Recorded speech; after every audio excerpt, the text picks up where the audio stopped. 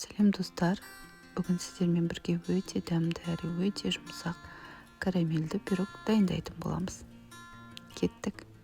Алдымен ұнымызға тоңазытқыштан шыққан сары майымызды ұнға аудара отырып үккіштен өткізетін боламыз. Ұн мен майды біріктіреміз, яғни крошка жасайтын боламыз. Екінші ыдысымызға сұйық майдың үстіне қантымызды, қаймағымызды саламыз. Қаймақ менде 20%. Бір жылток, яғни бір жұмыртқаның сарыуызын салып, осы массаны жақсылап араластырамыз.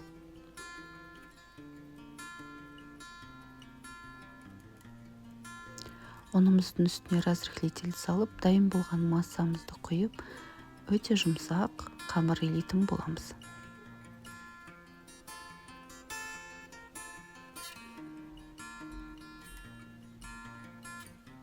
Бізде міне осындай қамыр шықты. Қамырымызды полиэтилен пакетке салып, тоңазытқышқа салып қоюға болады. Начинкамызды дайындаймыз. Начинкамыз үшін сгущенканың үстіне жұмыртқамызды салып, жақсылап араластырамыз.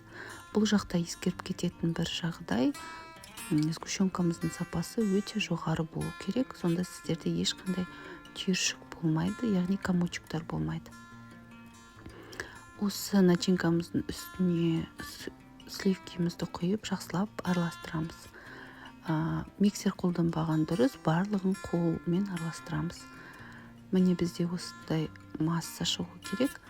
Дайын болған тестамызды формаға салып, шанышқымен тесіп, үстіне начинкамызды құямыз.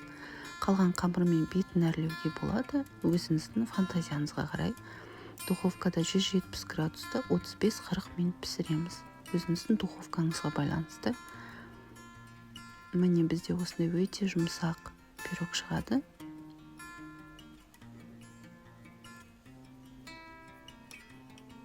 Жасап көріңіздер, сіздерге ұнайды деген ойдамын.